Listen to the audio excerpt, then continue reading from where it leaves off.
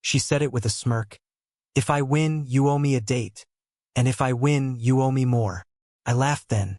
But when her hand brushed mine and the air between us changed, I realized this wasn't just a game anymore. It started like any other slow evening. Quiet music in the background, the hum of conversation around us, the kind of night that feels too ordinary to expect anything from. But there was something about the way she carried herself that never felt ordinary. Every time she spoke, people leaned in without realizing it. There was a calm, unhurried confidence about her, not the kind that demands attention, but the kind that earns it just by existing. I'd known her for a few months by then, through mutual friends, casual gatherings, nothing more. But every time she laughed, I'd find myself watching a second longer than I should.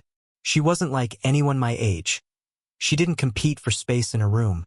She owned it quietly. And that night, when we found ourselves sitting across a small wooden table with a deck of cards between us, the air felt different.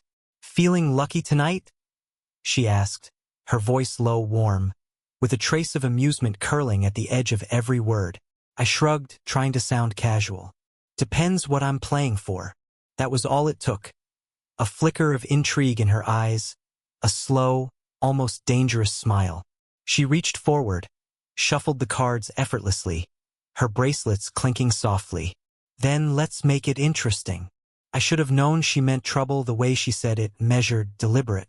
"If I win," she said, meeting my eyes with that steady, unreadable gaze, "you owe me a date." I laughed, not because it was funny, but because my pulse had just skipped, and I needed the sound to hide it. "And if you win?" Her smirk deepened, the kind that hinted at a secret she had no plans of sharing yet. "Then you owe me more." The words hung there, between us, soft but heavy, like smoke curling through still air. I couldn't tell if she was teasing or serious, and that uncertainty made it worse, or better. The room faded into background noise, the faint laughter of others, the quiet thrum of music, the clink of glass on wood. All I could focus on was her, the tilt of her head, the way her hair brushed against her collarbone, the calm steadiness of her breathing. She leaned back slightly, as if to give me time to process what she just said, but her eyes never left mine. It was